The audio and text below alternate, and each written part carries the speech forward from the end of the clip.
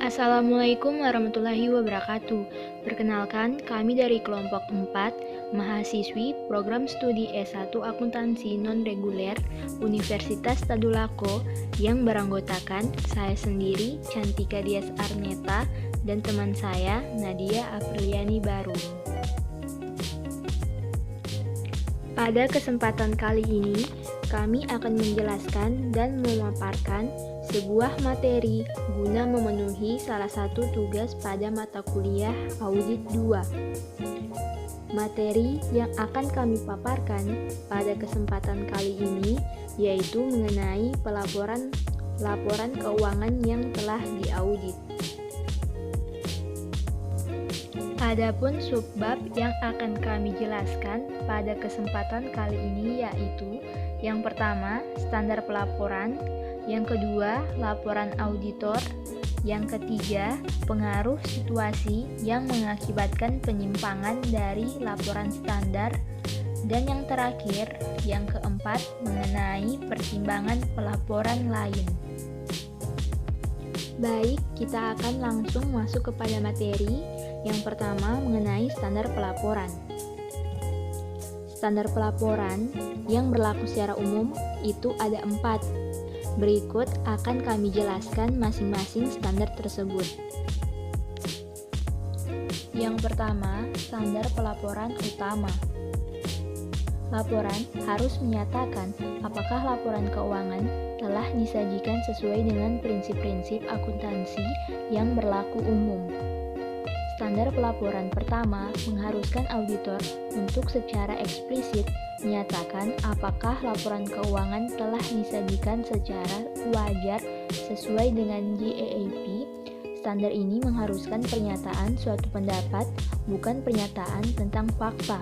Untuk tujuan standar ini, GAAP tidak hanya mencakup prinsip-prinsip akuntansi seperti prinsip biaya, tetapi juga metode penerapannya seperti metode masuk pertama keluar pertama atau FIFO dan masuk akhir keluar pertama atau LIFO untuk persediaan serta metode penyusutan garis lurus dan jumlah angka tahun.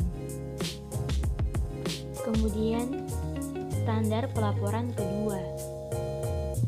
Laporan yang harus menunjukkan situasi di mana prinsip-prinsip tersebut belum diterapkan secara konsisten selama periode berjalan dalam kaitannya dengan periode sebelumnya. Tujuan dari standar ini adalah yang pertama, untuk memberikan keyakinan bahwa komparabilitas laporan keuangan di antara periode-periode akuntansi tidak dipengaruhi secara material oleh perubahan prinsip akuntansi. Yang kedua, untuk mempersyaratkan pelaporan yang tepat oleh auditor apabila komparabilitas telah dipengaruhi secara material oleh perubahan semacam itu. Kemudian, standar pelaporan ketiga. Pengungkapan informatif dalam laporan keuangan dianggap cukup memadai kecuali dinyatakan lain dalam laporan audit. Pengungkapan informatif mencakup hal-hal material yang berkaitan dengan bentuk, susunan, dan isi laporan keuangan serta catatan yang menyertainya. Pengungkapan informatif telah meluas hingga peristiwa kemudian dan pelaporan estimasi segmen. Kemudian standar pelaporan keempat, laporan yang harus memuat pernyataan pendapat mengenai laporan keuangan secara keseluruhan atau asersi yang menjelaskan bahwa suatu pendapat tidak dapat dinyatakan. Apabila suatu pendapat secara keseluruhan tidak dapat diberikan, maka alasannya harus disebutkan. Dalam semua kasus di mana auditor dikaitkan dengan laporan keuangan, laporan audit harus memuat petunjuk yang jelas tentang sifat pekerjaan auditor kalau ada dan tingkat tanggung jawabnya. Tujuan dari standar keempat adalah untuk mencegah misinterpretasi atas tingkat tanggung jawab yang diemban auditor apabila namanya dikaitkan dengan laporan keuangan. Selanjutnya, kita akan masuk ke materi yang kedua, yaitu mengenai laporan auditor. Laporan standar. Laporan standar adalah laporan yang terdiri dari paragraf pendahuluan, paragraf ruang lingkup, paragraf pendapat, dan bahasa standar.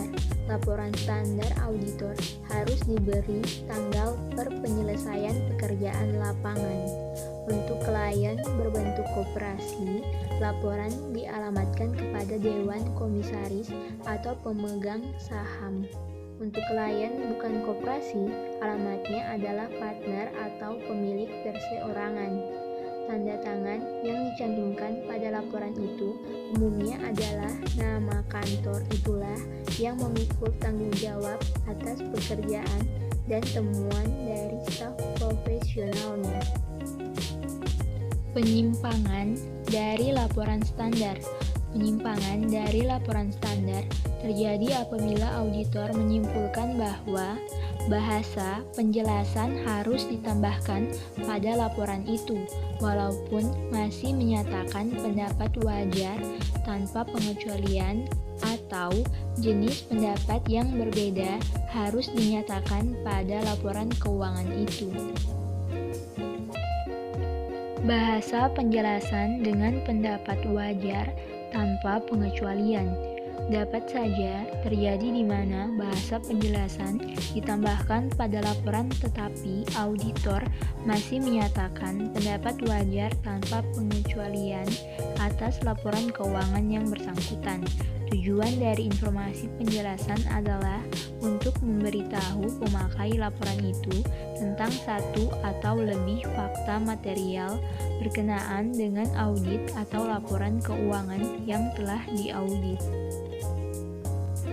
Berikut ini adalah daftar situasi yang dapat mengakibatkan tambahan informasi penjelasan pada laporan standar dengan pendapat wajar tanpa pengecualian. Yang pertama, ketidaksesuaian dengan prinsip akuntansi yang dirumuskan yang diperlukan untuk kewajaran situasi yang tidak biasa.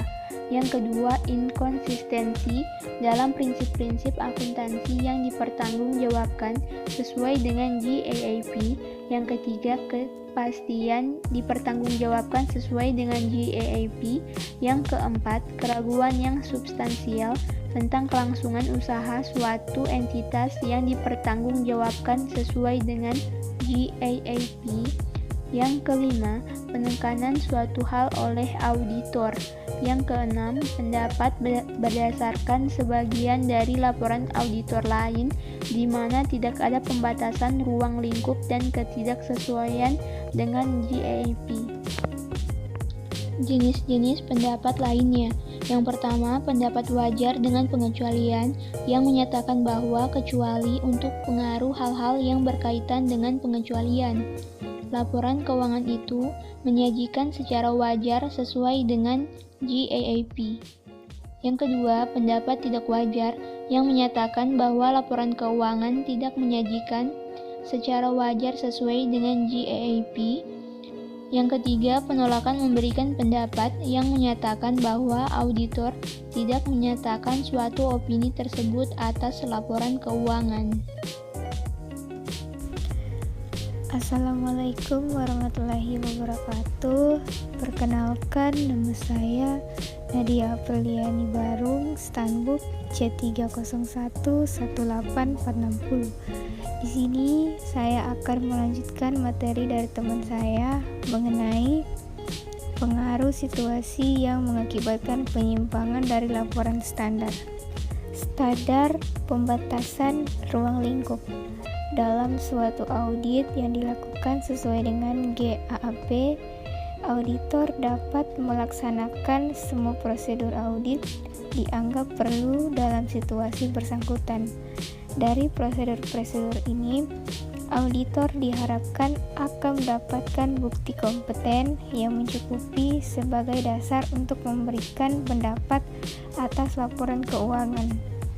Apabila auditor tidak dapat melaksanakan prosedur yang diperlukan atau prosedur itu tidak memberikan bukti yang mencukupi, auditor dikatakan mempunyai pembatasan ruang lingkup.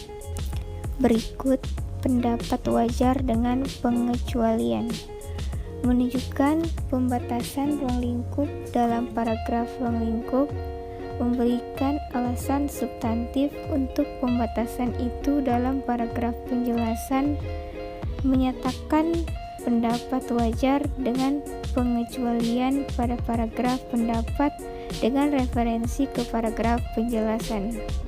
Penolakan memberikan pendapat. 1. Paragraf pendahuluan dimodifikasi. Yang kedua, paragraf ruang lingkup ditiadakan. Yang ketiga, paragraf penjelasan disertakan setelah paragraf pendahuluan yang menjelaskan alasan-alasan penolakan memberikan pendapat. Dan yang terakhir, paragraf ketiga dan kesimpulan berisi penolakan memberikan pendapat. Ketidaksesuaian dengan GAAP. Apabila laporan keuangan dengan klien mengandung ketidaksesuaian dengan GAAP, maka pengaruhnya terhadap laporan auditor akan berbeda atas dasar apakah hal itu merupakan ketidaksesuaian yang diperlukan dengan GAAP yang dirumuskan atau ketidaksesuaian lain dengan GAAP. Bahasa penjelasan dengan pendapat wajar tanpa pengecualian. Apabila auditor sepakat bahwa karena keadaan yang tidak biasa, ketidaksesuaian dengan prinsip akuntansi yang dirumuskan diperlukan untuk menjaga agar laporan keuangan klien tidak menyesatkan, maka laporan standar dengan bahasa penjelasan akan diterbitkan. Secara khusus, laporan itu berisi: yang pertama, paragraf pendahuluan dan ruang lingkup standar. Yang kedua, suatu paragraf penjelasan sebelum paragraf pendapat yang menjelaskan situasi dan menyatakan bahwa penggunaan prinsip alternatif dapat dibenarkan. Yang ketiga, suatu pendapat wajar tanpa pengecualian dalam paragraf pendapat standar. Berikut jenis pendapat lain. Pendapat wajar dengan pengecualian diterbitkan auditor harus: pertama, mengungkapkan dalam paragraf penjelasan sebelum paragraf pendapat semua alasan substantif atas pendapat itu. Yang kedua, mengungkapkan dalam paragraf penjelasan pengaruh utama dari hal pokok yang menjadi pengecualian terhadap posisi keuangan, hasil operasi, dan arus kas, jika dapat diterapkan. Jika tidak dapat diterapkan, maka laporan itu juga harus menyatakan hal tersebut.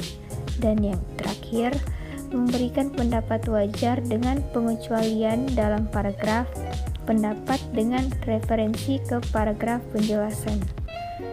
Pendapat tidak wajar. Pengaruh penerbitan pendapat tidak wajar serupa tetapi tidak sama dengan pengaruh pendapat wajar dengan pengecualian terhadap laporan auditor. Dalam kasus ini, 1. Paragraf penjelasan harus menunjukkan alasan substantif pemberian pendapat tidak wajar dan pengaruh utama dari hal yang menjadi pokok pendapat tidak wajar jika memungkinkan. Yang kedua, paragraf pendapat harus menyatakan bahwa karena pengaruh hal-hal yang diuraikan dalam paragraf penjelasan, maka laporan keuangan tidak menyajikan secara wajar. Pelaporan bila akuntan publik tidak independen. Seorang akuntan publik atau CPA dapat mengaudit laporan keuangan bila ia tidak independen dengan klien. Seorang akuntan publik yang menyadari adanya penyimpangan yang material dari GAAS juga harus: 1. Meminta revisi atas laporan keuangan. 2. Menguraikan penyimpangan dalam pengungkapan. Atau 3. Menolak dikaitkan dengan laporan keuangan. Pertimbangan laporan lain. Situasi yang berkenaan dengan laporan keuangan komparatif. Situasi-situasi tersebut dapat mencakup: 1. Pendapat yang berbeda. Yang kedua, memutakhiran pendapat. Yang ketiga, perubahan auditor. Informasi yang menyertai laporan yang telah diaudit. Informasi yang menyertai laporan keuangan terdiri dari 1. Informasi tambahan yang disyaratkan. Yang kedua, informasi sukarela yang diberikan oleh manajemen. Dan yang terakhir, informasi tambahan yang diberikan oleh auditor. Baik, demikianlah beberapa hal yang bisa kami sampaikan. Apabila dalam penyampaian tadi mungkin ada kesalahan kata, kami mohon maaf. Assalamualaikum warahmatullahi wabarakatuh.